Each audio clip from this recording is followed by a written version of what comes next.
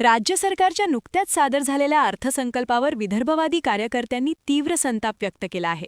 या अर्थसंकल्पातून विदर्भातील जनतेला आणि विशेषतः संकटात असलेल्या शेतकऱ्यांना कोणताही ठोस दिलासा मिळाला नसल्याचा आरोप कार्यकर्त्यांनी केला आहे। शेतकऱ्यांची संपूर्ण कर्जमाफी आणि सिंचनासारख्या मूलभूत प्रश्नांकडे दुर्लक्ष करून सरकार केवळ नवीन चकचकीत प्रकल्पांसाठी मोठ्या निधीची घोषणा करत असल्याची टीका यावेळी करण्यात आली।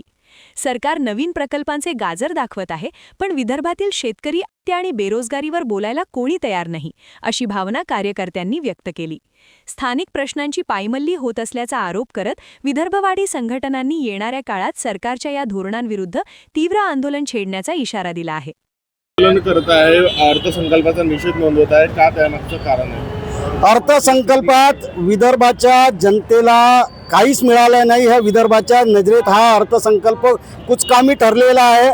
कारण हे जे सगळं सांगितलं, ज्या प्रकारे अर्थसंकल्प मांडला गेला आहे ते फक्त दुपट्टी भूमिका आहे। कारण शेतकऱ्यांचा 7-12 कोरा होताना याच्यात दिसत नाही। शेतकऱ्यांना 35,000 करोड रुपये शेतकऱ्यांची थकबाकी आहे आणि अशाच्यात फक्त 900 कोटी रुपये देऊन 2 लाख रुपये प्रमाणे प्रत्येक शेतकऱ्यांचं कर्जमाफी करणार आहे आणि त्याच्यातही निवडक 50% शेतकऱ्यांचेच कर्जमाफी होणार आहे। म्हणून याचा आम्ही निषेध करत आहोत।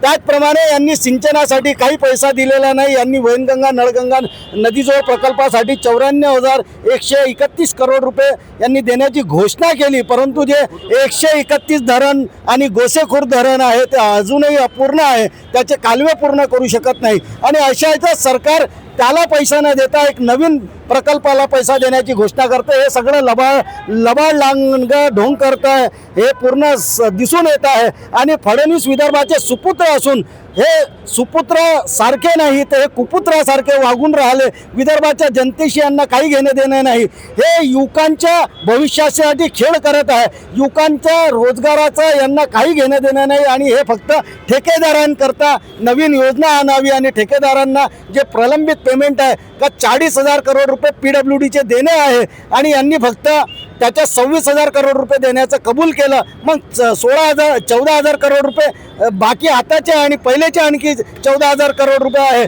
असे म्हणून 28,000 करोड रुपये जे आहे देणे PWDचे भी देणे बाकी आहे ठेकेदारांचे। मग पहिले शेतकरी आत्महत्या करत होता, आता जो आहे ठेकेदार आत्महत्या करतात। 2 ठेकेदार, त्याच्यातला एक तर आमच्या नागपूरचाच ठेकेदारांनी आत्महत्या केल्या। आणि ह्या सगळ्यांना आत्महत्या करण्यास प्रवृत्त करणारा हा फडणवीस जे आहे टोटल विदर्भाच्या जनतेसाठी दगाबाज म्हणून ठरलेला आहे।